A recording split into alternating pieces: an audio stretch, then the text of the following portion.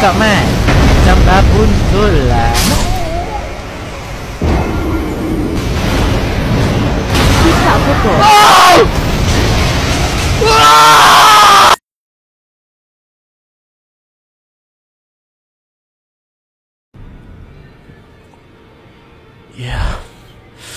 Ya.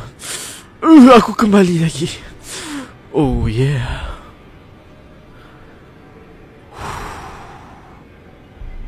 Korang nak tahu tak?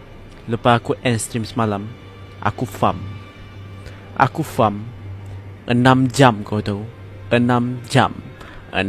jam aku farm. Dan bukan tu sahaja, aku telah gunakan boss rune juga. Dan aku dapat level up. Ini level, aku punya level sekarang. Kau tengok. Lepas ni aku dah boleh kalahkan. Aku boleh kalahkan bos aku yang aku tak dapat kalahkan sebelum ni. Aku nak revenge.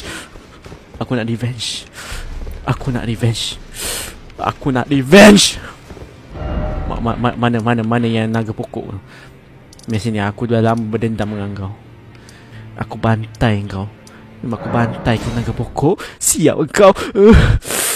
Geram betul aku. Meh. Aku dah ready. Aku ready, bitch. Aku ready.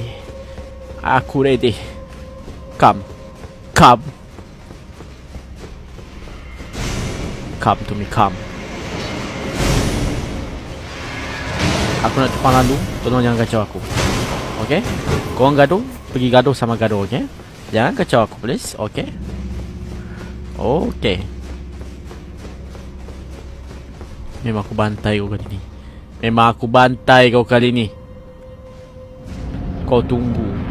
Kau tengok nyawa aku. Kau tengok mana aku. Kau tengok stamina aku. Bitch. Alamak. Kenapa damage dia masih sikit juga? Oh siut. Damage masih sikit. Oh!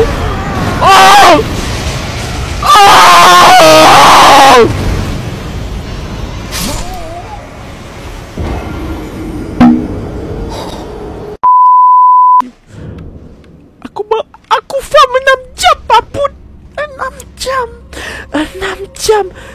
Tak sampai berapa saat. Nampak bank sekali je. Sampai tak berapa saat mati, siap. Sia-sia tu. Mantap lah sekali.